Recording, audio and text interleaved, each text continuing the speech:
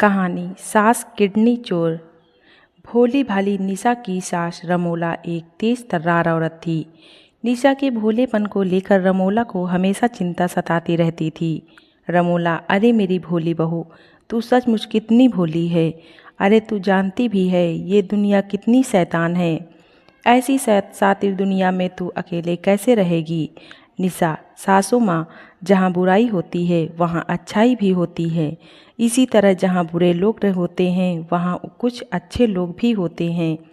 पर हम कुछ अच्छे लोग भी बहुत कुछ कर सकते हैं।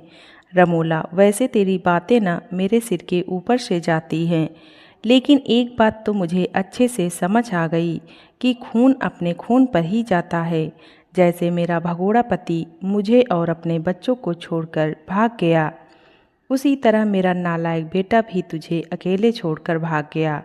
इसीलिए मुझे तेरी चिंता सताती है। निशा, सासू माँ, आप हैं ना मेरे साथ, तो फिर मुझे किसी बात की चिंता नहीं। अच्छा सासू माँ, वैसे आप कहाँ काम करने जाती हैं? मुझे वहाँ का नंबर दे दीजिए ताकि मैं उन्हें कह सकूँ कि आपको रात की जगह दिन की शिफ्ट में बुलाएं। आप रात को काम पर जाती हैं तो मुझे आपकी बहुत चिंता सताती है। निशा की बात सुनकर रमोला घबरा जाती है और बिना कोई जवाब दिए वहाँ से चली जाती है। ऐसे ही कुछ दिन बीत जाते हैं। फिर एक दिन रमोला बहुत सारे पैसे लेकर घर आती है। रमोला के पास इतने सारे पैसे देखकर निशा घबरा जाती है। निशा, हे राम, सासू माँ, आपके पास इतने सारे पैसे कहाँ से आए? आप आखिरकार ऐसा कौन सा काम कर रही हैं? रमोला, अरे बहू, ये पैसे मेरे नहीं हैं, मालिक के हैं। ऑफिस में सबको सैलरी बांटनी थी ना, तो आज काफ़ी स्टाफ ऑफिस नहीं आया था, इसलिए उन्होंने मुझे पैसे दे दिए ताकि मैं सभी स्टाफ को ये पैसे बांट सकूं। निशा, लेकिन सासू माँ, आप तो इतनी पढ़ी लिखी नहीं हैं, फिर आप सैलरी कैसे बांट पाएंगी? अच्छा, इसमें मैं आपकी मदद कर देती हूँ। आप मुझे बता दीजिए कितने लोगों को और कितनी सैलरी बांटनी है। मैं सबका हिसाब अलग अलग करके रख दूँगी। आप कल जाकर सबको उनकी सैलरी दे देना। अपनी बहू के मुंह से ऐसी बातें सुनकर रमोला की आंखें भर आती हैं। फिर वो जाकर वो सारे पैसे एक संदूक में रख देती है और फिर सोने के लिए चली जाती है। साथ ही निशा को भी सोने के लिए कहती है। तभी निशा उसे कहती है, निशा, क्या हुआ सासू माँ, आप इतने उदास क्यों लग रही हैं? मैं तो बस आपकी मदद करना चाहती थी। रमोला, नहीं बहू, मुझे मदद की कोई ज़रूरत नहीं है और ना ही मैं चाहती हूँ कि जो काम मैं कर रही हूँ वो तू भी करे। ऑफिस में वैसे भी बहुत सारे लोग हैं जो मेरी मदद कर देंगे। तू बस अपना ध्यान रख और अब आराम से सो जा।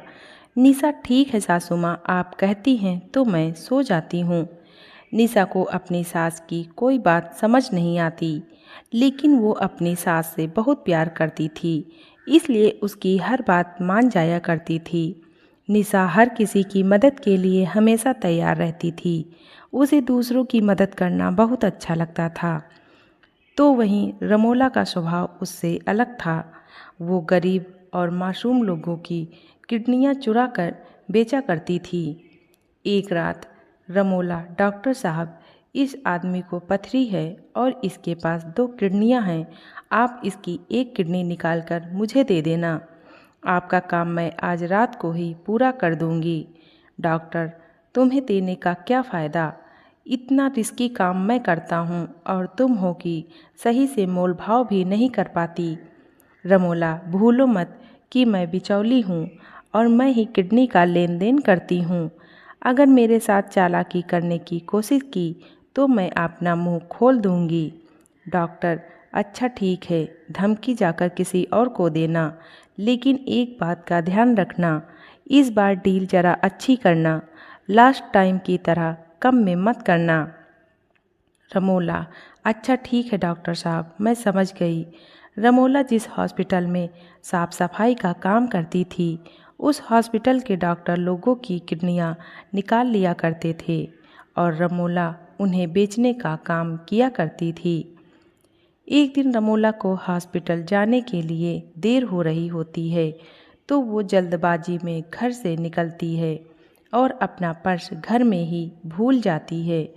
निशा उसको रोकने की बहुत कोशिश करती है लेकिन रमोला को उसकी आवाज़ सुनाई नहीं देती।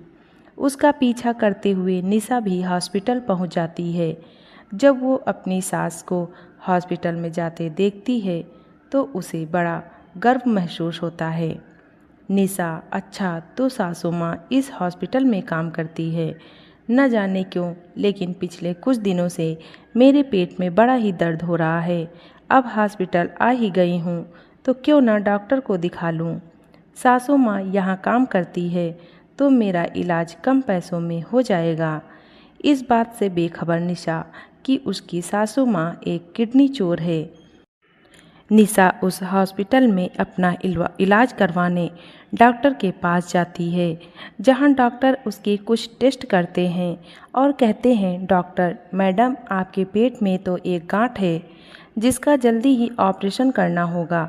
अगर आपने अभी ऑपरेशन नहीं करवाया तो इससे आपकी जान को खतरा हो सकता है। निशा, क्या इसी वक्त ऑपरेशन? डॉक्टर, जी हाँ इसी वक्त। अगर आपका कोई फैमिली मेम्बर आया है तो उसे बता दो और अगर नहीं आया तो फ़ोन करके उसे यहाँ बुला लो। निशा, डॉक्टर साहब मेरी सासू माँ इसी हॉस्पिटल में काम करती है, उनका नाम रमोला है। डॉक्टर, ओह अच्छा तो तुम रमोला की बहू हो। डॉक्टर मन में, अब आएगा मज़ा जब वो रमोला अपनी ही बहू की किडनी बेचेगी, तब असली खेल देखने वाला होगा। अब पता चलेगा उस रमोला की बच्ची को जो खुद को मुझसे ज़्यादा होशियार समझने की कोशिश कर रही थी। इस तरह से डॉक्टर अपनी बेइज्जती का बदला लेने के लिए रमोला की बहू की किडनी निकालने के लिए उसको ऑपरेशन थिएटर ले जाता है। लेकिन तभी रमोला साफ सफाई के लिए वहां पहुंचती है और बेहोशी की हालत में पड़ी अपनी बहू को ऑपरेशन थिएटर में देखती है। रमोला, डॉक्टर साहब ये आप क्या कर रहे हो? ये मेरी बहू है और मैं अपनी बहू की किडनी चोरी नहीं होने दे सकती और ना ही उसे बेच सकती हूँ। डॉक्टर, बहू होगी तेरी, मेरी तो ये पेशेंट है, इसलिए इसके साथ भी वही होगा जो बाकी सब पेशेंट्स के साथ होता है। रमोला, अगर तूने मेरी बहू को हाथ भी लगाया ना तो मैं तेरा सारा कच्चा चिट्ठा खोल कर रख दूंगी। डॉक्टर, नर्स बाहर निकालो इसे यहाँ से, ये हमारे काम में दखल दे रही है। नर्स रमोला को ऑपरेशन थिएटर से बाहर कर देती है। अब रमोला के पास अपनी बहू को बचाने के लिए पुलिस को बुलवाने के अलावा और कोई चारा नहीं बचा था, इसलिए रमोला ऑपरेशन शुरू होने से पहले ही पुलिस को वहां बुला लेती है और पुलिस के आगे अपने सारे गुनाह कबूल कर लेती है। साथ ही डॉक्टर की असलियत भी पुलिस को बता देती है। रमोला, साहब मेरा नाम रमोला है। जब मैंने इस हॉस्पिटल में काम करना शुरू किया तो मैंने देखा कि डॉक्टर मासूम लोगों की जान ले रहा है, उनकी किडनियां निकाल रहा है। जब मुझे ये सब पता चला तो इन्होंने पैसे देकर मेरा मुंह बंद कर दिया, साथ ही मुझे भी अपने इस धंधे में शामिल कर लिया। मैं भी इनके साथ किडनी चोरी करने लगी। इन लोगों ने कई मासूम लोगों के इलाज के बहाने किडनी चोरी की और उनको बेवकूफ़ बनाया। पुलिस, तो फिर आज तुम्हारे अंदर ये इंसानियत कैसे जाग गई है? रमोला, क्योंकि आज मेरी बहू की जान पर बनाई है। रोज़ जो दूसरों के साथ होता था आज वो मेरी बहू के साथ होने जा रहा है और मैं ऐसा होते नहीं देख सकती। मैंने इन्हें रोकने की बहुत कोशिश की लेकिन इन्होंने मेरी एक ना सुनी, इसलिए मुझे आप लोगों को फ़ोन करना पड़ा। आप चाहें तो मुझे गिरफ्तार कर लें लेकिन इन पापियों को इनके किए की सज़ा भी ज़रूर दें। इस तरह रमोला अपने सारे गुनाह कबूल कर लेती है। कुछ देर बाद जब निशा को होश आता है तो उसे यह जानकर बहुत दुख होता है कि उसकी सास एक किडनी चोर है, लेकिन निशा चाह कर भी कुछ नहीं कर सकती थी और ज़िंदगी भर इसी तरह से लोगों के ताने सुनती रहती है। धन्यवाद।